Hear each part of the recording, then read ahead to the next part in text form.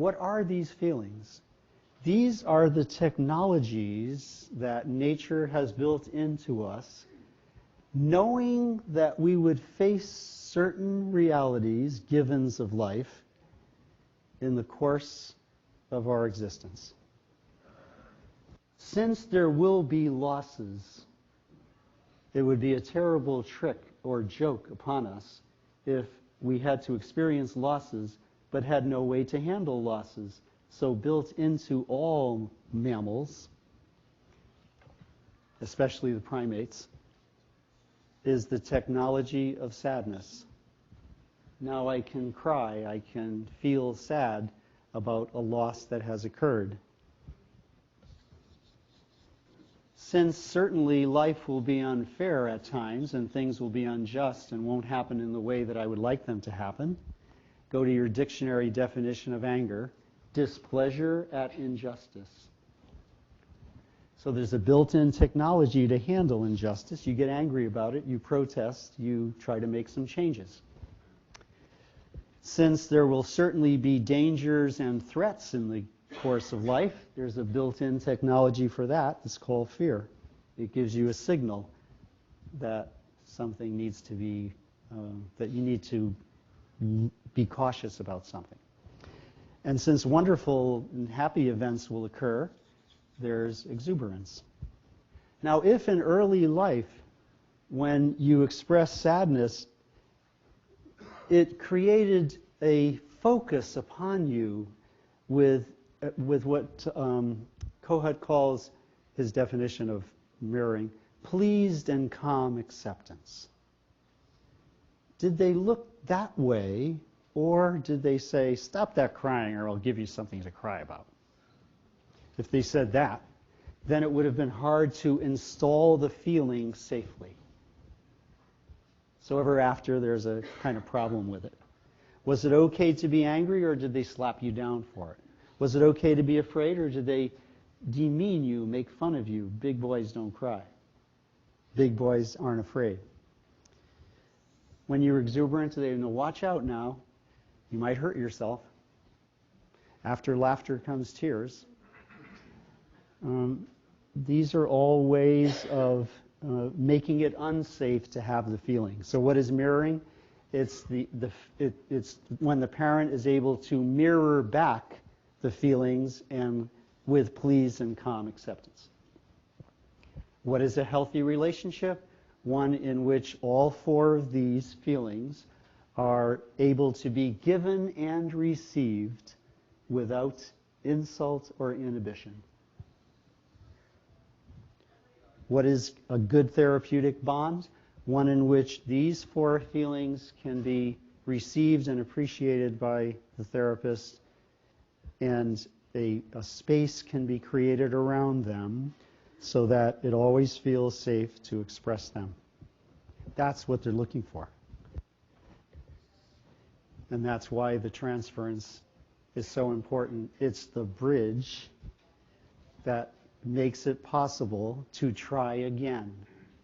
Having tried and failed in childhood, I now can try again with you.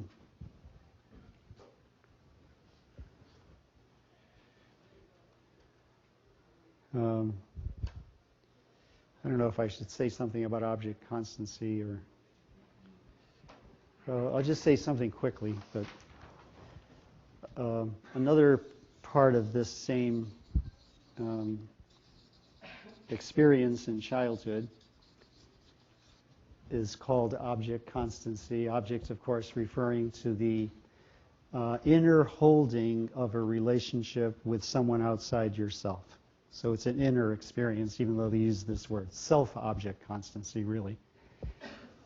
The ability to believe that the bond still goes on when the other is absent. That when mother goes away, she doesn't completely forget me, nor does she leave permanently. She's only gone temporarily, and while gone, she is still holding in her heart the relationship to me. That's the achievement of object constancy. Supposed to be done before age 3. And for some of us, it's still a big job. Obviously, a borderline person doesn't have this at all, because that's why they're so sensitive about abandonment, because they haven't learned this. That one can be absent and present all at once. It's one of the most beautiful achievements of human development, because it allows the other person to go. Otherwise, you'd be clinging constantly. This is what allows you to let someone go, because, well, the bond goes on. I don't have to have this person with me every minute of the time. So one of the achievements of mirroring, one of the results of mirroring, is that having been loved in this way, I can now trust that the love goes on whether or not the person is present. And as one final thing, this affects the possibility of adult faith.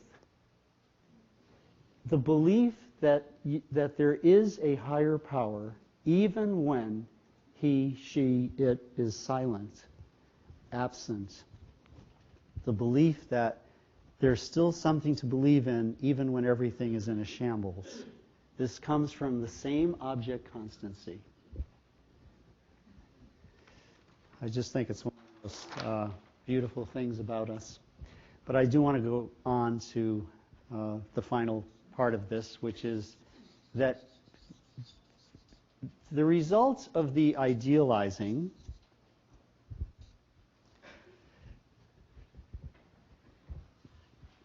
can be what Kohut calls transmuting internalization. I'll explain this. You internalize the powers and needful internalization. You internalize the powers of need fulfillment in your parents. You bring them inside yourself. So look at the word. You internalize the need-fulfilling powers. What are these need-fulfilling powers? The 5 A's in response to feelings.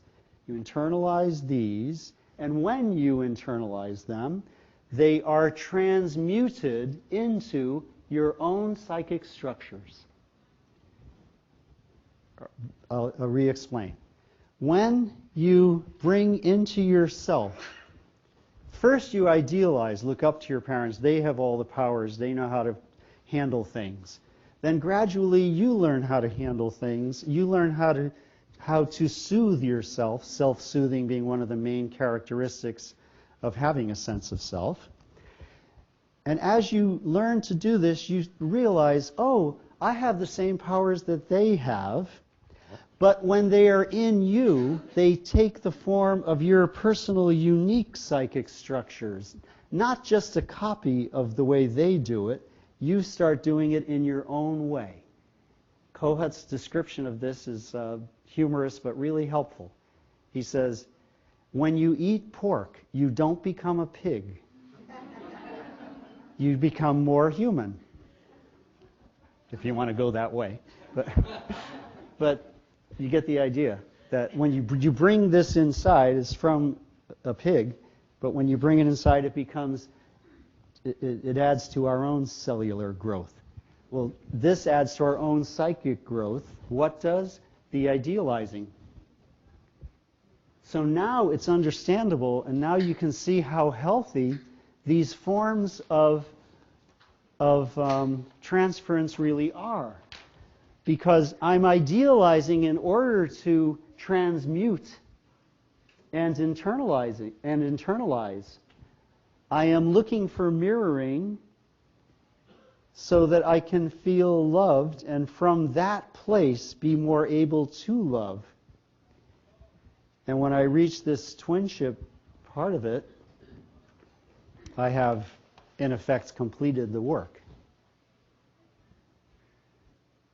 So I see this idealizing not as entering into a fool's paradise because soon enough we find out that everybody has clay feet. That's not the meaning of this kind of idealizing. You're just idealizing the need-fulfilling powers. And by doing that, you bring them inside yourself and make them part of you. This results in a sense of self. Sense of self.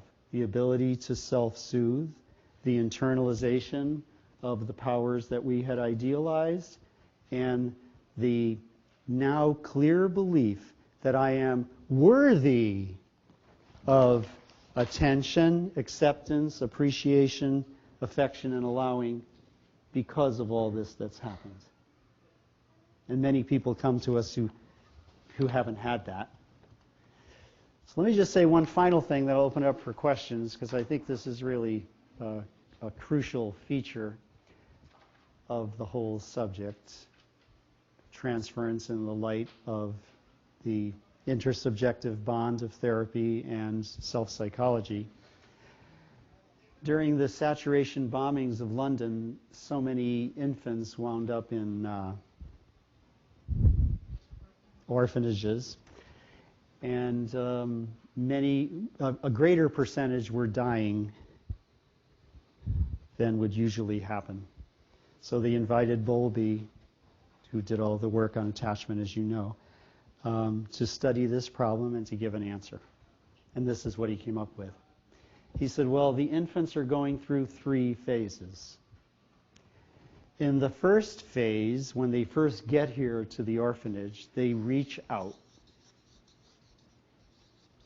This is when they smile and sort of try to be playful and try to get your attention. And in these orphanages, there were so many infants that the nurses didn't have time to respond to that. They only had time to give the bottle, change the diaper, and move on to the next baby. So this was not effective. Another feature of the sense of self, that I have effectiveness in the world.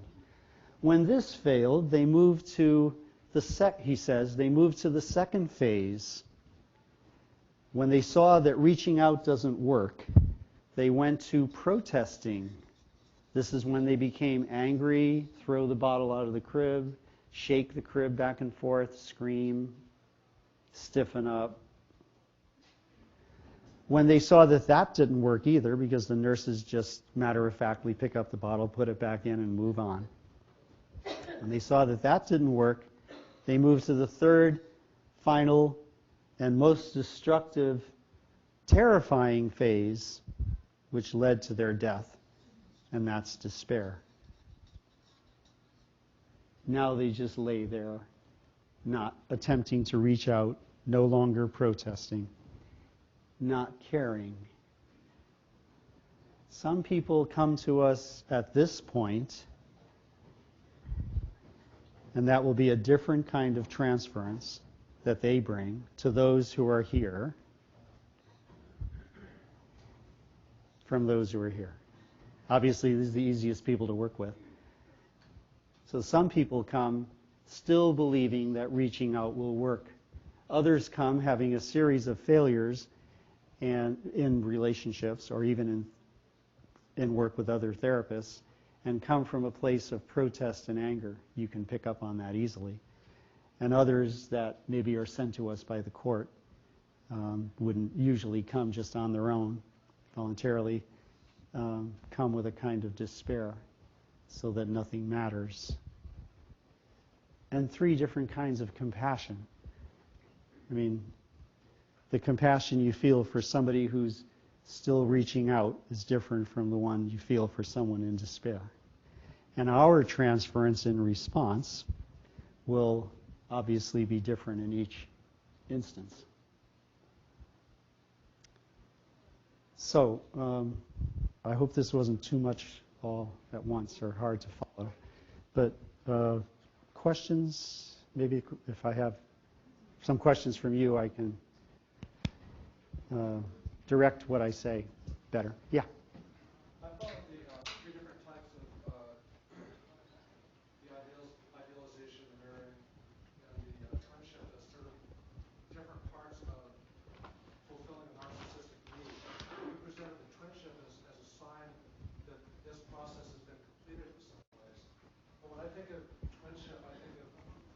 person who goes to the guru and starts learning point doing, they're clearly still trying to meet transference or narcissistic needs, Mm-hmm. having achieved real equality. Or, and I think that might be a different way of treating people depending on what attitude you have about those signs. That's a very good point. So when you get to this part of it, you could still be caught up in the idealizing, which is why he said it's simply a spin-off of this. So sometimes it's healthy. It's healthy if it means I'm going on to fulfill my own deepest needs and wishes. And it's still unhealthy and narcissistic, as you're saying, if it's simply more of the idealizing imitation or the belief in my own greatness. I mean, the narcissistic wound has to do with the original grandiosity, a healthy phase in object relations, the original need to be mirrored in one's grandiosity did not really happen in a healthy way. So that would fit with this. So thank you for bringing that up. Other, yeah? Is there a sense of time? For yourself, do you think of this as occurring over a certain period of time? Mm-hmm. Yes, the mirroring is the longest of the three phases. Maybe others have noticed that. There's more time spent in, really running data about what's happening in one's during the week. And then these two would be briefer. I mean, obviously, when this happens, if it happens in the healthy way, then now I know my own deepest needs and wishes and want to go for it, then it would be up to us to let go of people and let them try their wings. But yes, this would be the longest. Yeah? Dr. B, could you talk about how these three stages are goals that young children might seek when they're looking to join gangs? Yes. That's a good question because let me start this way. Every group that you would join or every relationship that you would ever enter has two basic aims. You want something in which you feel comfort, and at the same time, you want some kind of a challenge. Simple example. The little birds in the nest love the comfort of mother's warm breast. This is an important feature of their growth. But at some point, mother will kick them out of the nest so that they can learn to fly. That's the challenge. Just the comfort, that won't help you. Just challenge, no comfort at all, that won't help you. But the combination will always work. So if you stop to think of it, you want a relationship in which you feel comfortable and comforted when you're experiencing any feeling or pain. And at the same time, you want to be stretched a little, and that's where the challenge comes in. So joining an organization, let's take a school situation. You want to feel okay in the setting that you're in, but you also want them to challenge you so that you can open your mind in a new way. And I think this reflects the first part of the answer. In a gang, you get the comfort of belonging, one of our central needs. How do I know that I belong? The 5 A's are given to me by the other members of the group. That's belonging. What's compassion? The 5 A's with response to pain, in response to pain. And at the same time, they challenge me to fight, to take action in ways that I wouldn't ordinarily. sometimes in criminal ways. Challenge is not really very healthy, but it is a challenge. Alcoholics Anonymous, I'm comforted by being with all these people who are trying to recover and trying to help me, and I feel the challenge that I need to stop drinking. Religion, it feels good to believe that God loves me, and I have the challenge to follow the Ten Commandments. Childhood, it feels good to be at home and loved by my parents, and they send me out to school and out to play with other kids and so forth. So I would connect this, what's being looked for in gangs, to both to this and to the other parts. The mirroring happens in the gang when you're accepted by the others. The idealizing happens as you look up to the leader. The twinship happens as you feel like you're really a member and you belong. Anything that offers this will be appealing